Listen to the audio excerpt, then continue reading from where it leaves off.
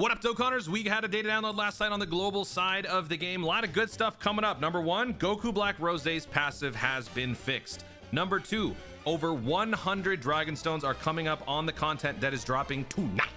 And number three, an LR that's free to play has also been fixed in terms of its super attack, which I didn't even know was a problem. So we're going to be going over all of that stuff, including the Bardock EZA prep. I'm just going to go ahead and shoehorn that into this video.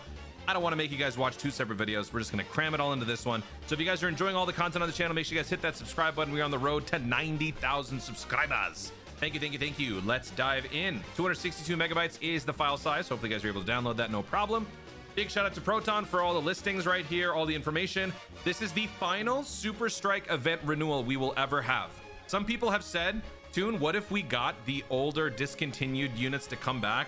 I'd say that'd be great, and I suppose it's fair to say never, but it's not going to happen. To be honest, I don't even know why they got rid of it. If Proton or anyone else is able to actually let me know, any like year one, year two players, when did these both came out like year one, right? Yeah, Kibito came out 2016 on global, and then Majunior came out unknown. What? Prior to October 2015. So if you guys know why this was discontinued, do tell, because I don't know. And I would love to have those characters, man. Dude, I have been around since year 3.5. I was like in the second half of year 3, and I feel like there's still just so much that I'm missing out on, and I hate it, man. I hate it. I don't have that, what is it, the April Fool's Cybermen. I don't have the Peppy Gal unit. I don't have all the Arale characters. I just feel like I'm missing out on so much, man. FOMO sucks.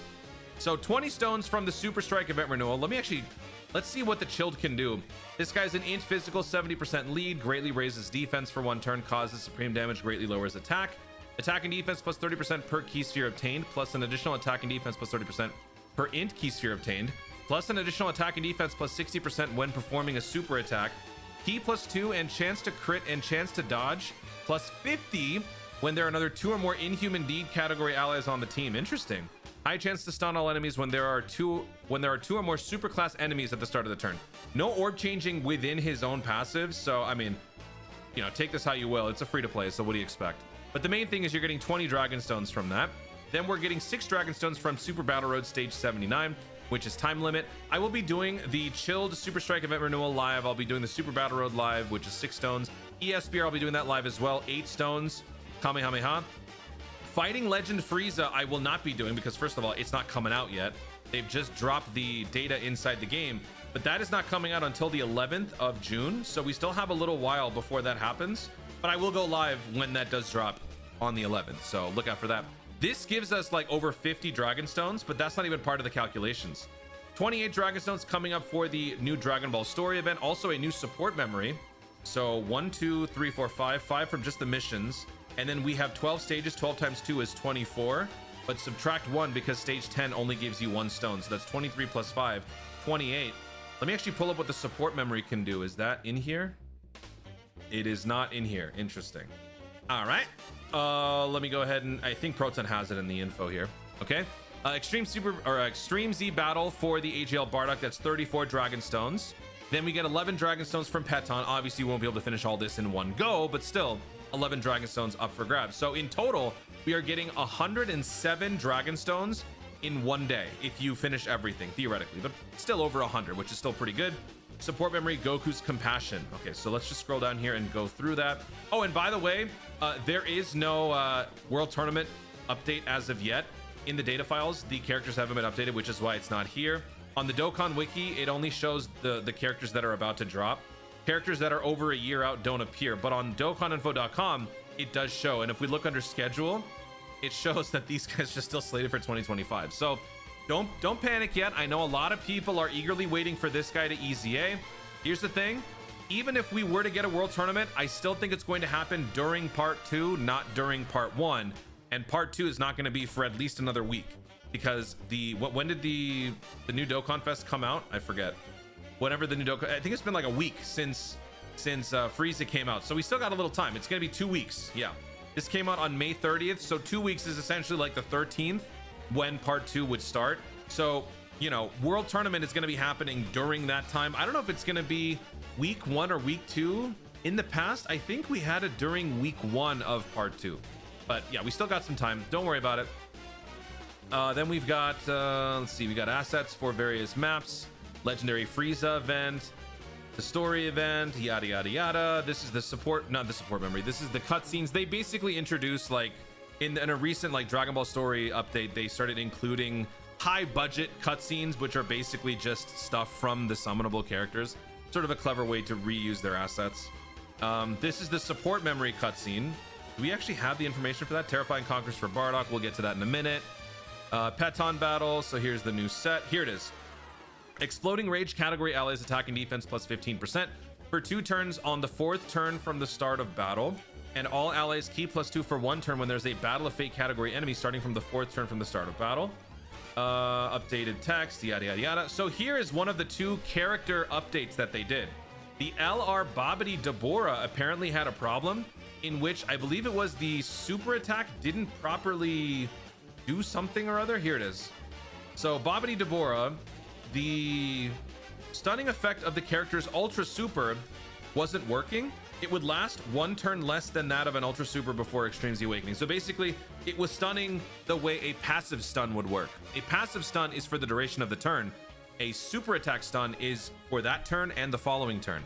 So they fixed that. Everybody got a free stone, so yay. That's one thing. And then they also fixed the Goku Black Rose. They said before that they were going to do it. They weren't going to do it right away. They were going to do it in a future update. People started freaking out because they were like, dude, give it to us right now. I wasn't worried it was going to take too long, and thankfully it really wasn't. So now they've updated it, and we can actually, let me pull up the passive on the character. If another Dragonstone was given to players for the wait, we go to categories, let's go to Super Boss, and we will find it. Super Boss. This dude's our only lead.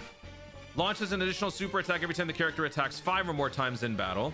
Launches an additional super attack every time the character attacks 10 or more times in battle. Now, these both, like 2 of these will happen by the time 1 of these happens. So whenever whenever this instance takes place, that's going to be one of those points where Goku Black is going to be launching crazy attacks. And that's what makes this character a whole lot better. I will be doing some runs with the character now post update just to kind of get a feel for myself. But I am looking forward to that. So finally, Global has that fixed. Now, I think that's it as far as everything regarding the data download. I don't believe that there's anything else that I've missed. So that being said, let's now take a look at the Bardock EZA. That is the last thing that I want to talk about in this video. So here it is. Bardock.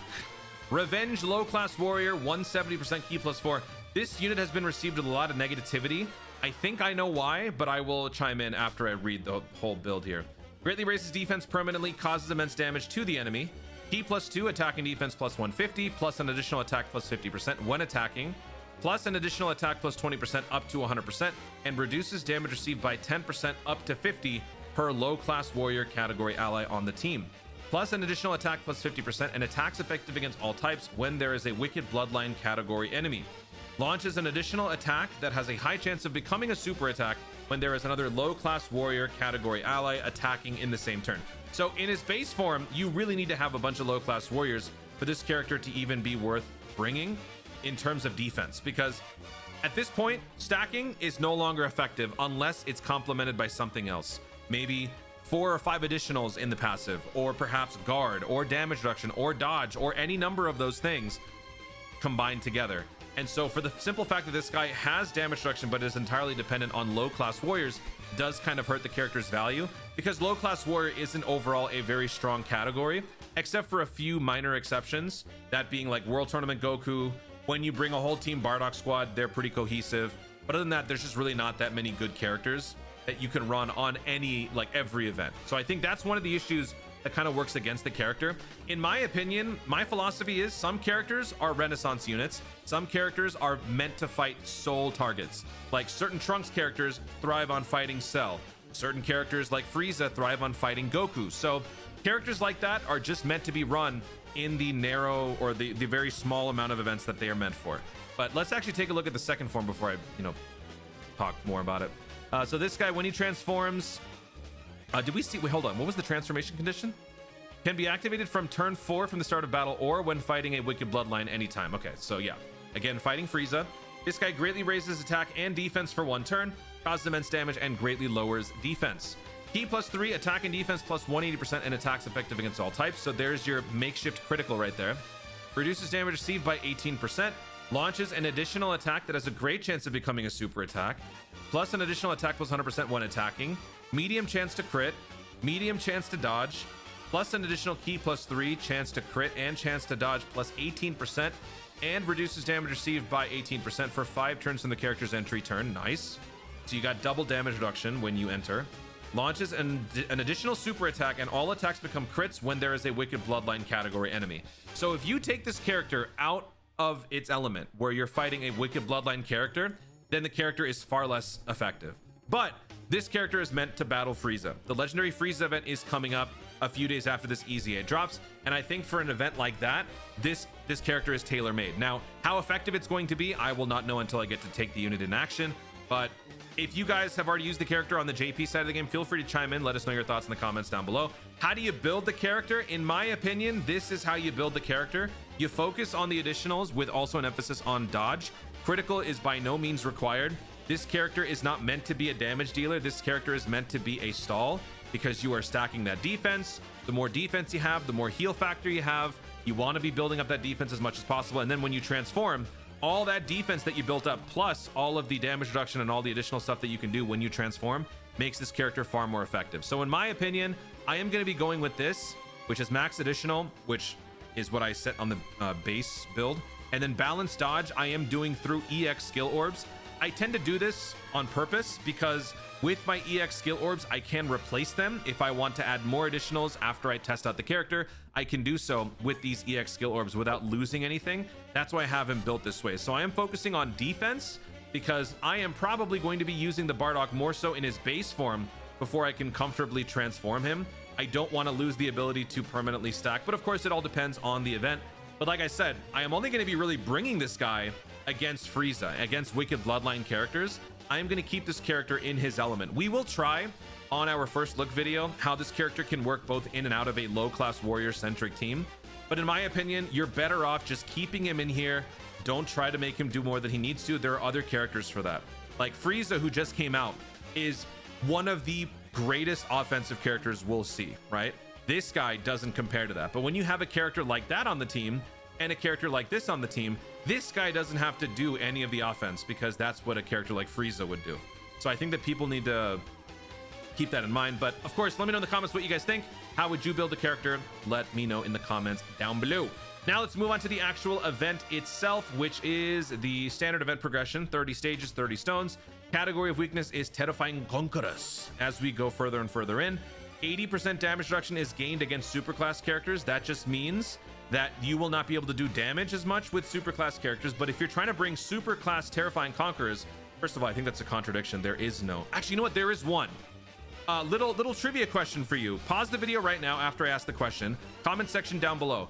Do you know, without having to look it up, obviously you probably will eventually, but do you know of a superclass Terrifying Conqueror? Because there is at least one unit that is a superclass Terrifying Conqueror, and it is very, very obscure. So let me know in the comments down below if you know the answer to that question. I will reveal it in a second. Superclass characters will not do as much damage, but theoretically, if there were superclass Terrifying Conquerors, you could bring them. They just won't do a lot of damage, but they will still be effective defensively. There is no type restriction, so just bring any bad guy that is a Terrifying Conqueror. These are the extra missions right here, clear under certain time restrictions. So 1, 3, 4, 34 Dragon Stones. Let's take a look at Terrifying Conquerors. So here's the category. A lot of different 170% leads and less, 130% and whatnot. So it's not going to be that difficult to assemble a team with a basic leader skill. Don't be too concerned about the fact that some of these guys are type disadvantaged because they still have the protection of being a Terrifying Conqueror. LR Cooler raises defense considerably on his supers. The TUR Cooler even raises defense on the supers. Plus, when he transforms, he will do extra damage against Pure Saiyans. And then you've got these other guys. So let me pull up my team building here. All right, so we got our team build right here. Terrifying Conquerors, I have filtered out by the category. I am on the Extreme Z Battle preview screen. So I filtered out by Terrifying Conquerors. And if we were to just run the LR STR Cooler as our lead, let's go ahead and do that. We can literally just run Terrifying Conquerors and throw in a bunch of tech. Now, as far as tech is concerned, there aren't too many great damage dealers I've found. Oh, and by the way, here's the answer to your question. Or not your question, my question. Superclass Terrifying Conqueror SR Tech Vegeta. I didn't even know this. I didn't know that. And he's a big bad boss too. That's just crazy. I should link level this guy. But yeah, there you go. That's the answer to that question. If you got that, then you're a genius. Comment section down below. So with the LR cooler, we do get the extra 30% boost with transformation boost. I suppose let's also filter that out just to get extra stats going here. As far as tech, transformation boost, terrifying conquers, we do have some nice options. We can throw out first form Frieza, golden Frieza, free to play cooler. This is one that is obtained from that one cooler story event. You got baby, you got world tournament mecha Frieza. So honestly, there's a team right there, but you don't have to rely on tech so much. And also I'm not going to include transformation boost. That does open the window a little bit more. You could bring in like the Saiyan Saga Vegeta. You have the World Tournament Demon King Piccolo. Also the free-to-play, the TOR one, that also works. Also the Ginyu. Ginyu's a great support. So a lot of nice interchangeable tech characters. Banner unit Nappa Vegeta. For those of you, I don't know if many of you would have this character, but if you do, this is a great character for this because you have guard. You get extra capabilities when you have Terrifying Conquerors on the team. Let's try a different leader skill. So instead of int or instead of S tier, let's bring int. So that is the Junior, Terrifying Conquerors lead, Terrifying Conquerors and Battle of Fate. I don't think there's too much of that, is there? Let's remove this. Actually, not too bad. So you do have some nice 200% leads that can work here. Again, Golden Frieza is going to be a great option. Vegeta is good. Vegeta, I think, gets more off of Goku, not Goku's family. Yeah. So there's an option. If you don't have some of these guys, we don't want to restrict to just tech. We can throw on like full power Frieza. Full power Frieza will do just fine on this. You are fighting a super class character and you'll be launching a bunch of attacks. He can raise defense on the 18 key. He doesn't have to have damage reduction. You know, it's not that big a deal. Baby Vegeta is good for this. With his EZA, he gets extra potency against pure Saiyans and hybrid Saiyans, an extra crit chance plus 40%. So that would work. Who else do we have in here? Oh my gosh, another one. Okay, so all of the SR free Vegetas are apparently Terrifying Conquerors that are super. Why are you super? Like, you shouldn't be. But okay, yeah, I was very surprised by that. All right, cool. Okay, let's take out Battle of Fate. Just Terrifying Conquerors. What do we want to do here? We can throw in Dr. Wheelo. We could throw on Babidi Dabura. We could also throw in the LR Majin Buu and Babidi. That would be a nice 1-2 punch, actually, because those two work very well in tandem with one another. So there you go. These two recent free-to-play EZAs work very well together. They share a ton of links. So if you could actually do that, that is a great... You know what? I might do this on my free-to-play team. So that's a good one. Let's do another leader skill. I mean, obviously, these are the ones that we have here on screen. You don't have to follow these. If you want to try something else, let's go ahead and try and think outside the box here. What do we want to do? Let's try to do... Okay, look. First form Frieza, great fallback. If you can't find a team that you want to build, run a 130% extreme class lead. So boom, extreme class, bring some Terrifying Conquerors. If you don't have enough Terrifying Conqueror characters, then you can just bring a character that can dodge. You are fighting a pure Saiyan after all, so you might know where I'm going with this. Go ahead and bring Caulifla. Caulifla is a guaranteed dodge against a pure Saiyan or a Universe Rebel Saga category enemy. Great stall tactic. That solves one roster issue right there. So hopefully I'm not going to spend too much time on this because this video would be just over bloated. Hopefully that gives you an idea for how to go about doing this. Terrifying Conquerors has a lot of characters, so it's not going to be too much of a task to assemble a team. As far as free-to-play is concerned, I am curious if I'm going to be okay here. Free-to-play Terrifying Conquerors. Majin Buu Saga could maybe? Majin Buu Saga, would that work? Not so sure about that one. I think what I'll probably do is I'll probably do Wicked Bloodline because we are going to be fighting a Super Saiyan Bardock towards the tail end of the fight. So actually, LR Mecha Frieza King Cold will do secretly pretty well on this because you have the additional 130% leader skill. So I'll probably do something like this. I could throw on like King Cold for some support, Cooler, LR Meta Cooler. So yeah, there's some options even free to play. You know the category has an overabundance of characters when free to play has some options. So there you go. That is the preview prep video for the EZA Bardock. And of course, we've got a bunch of other content that is dropping tonight. So we are all going to be eating good with all this extra stones. Guys, thank you so much for watching. If you enjoyed the video, be sure to leave a like down below. Let me know in the comments if you guys are ready for the EZA tonight. How do you build the Bardock? What is your hidden potential recommendation? What team do you have ready for the event? Are you going to be potentially, I don't know, summoning for a part 2 if we were to get like Ginyu or something? What are your plans for the rest of your summons before 9 year? Let me know in the comments down below. Also, be sure to subscribe for more Dokkan content in the future and click the notification bell so that you let each know you're going to see more of my stuff. Do it. Thanks again. Stay tuned and remember to Dokkan responsibly. Bye bye.